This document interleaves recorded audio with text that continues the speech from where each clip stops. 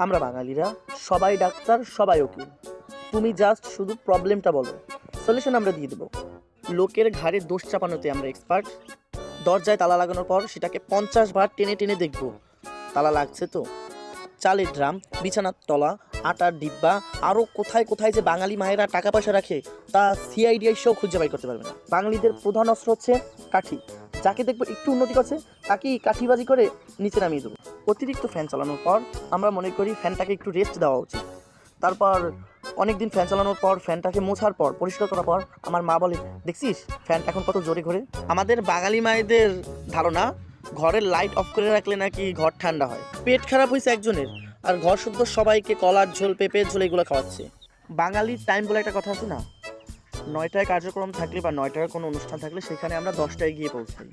বিদেশে বাঙালিরা যাওয়ার পর যখন একজন বাঙালিকে আরেকজন বাঙালি খুঁজে পায় তখন বলে, আরে দাদা আপনি বাঙালি, আরে মশাই আগে বলবেন তো। লোকজনকে বাড়িতে ডাইকা ঠুসা ঠুসা খাওয়াইয়া আধমরা করে দিতে পারলে আমরা মনে করি না এইবার ঠিক আছে। তা সত্ত্বেও আমরা বাঙালিরা বাঙালি।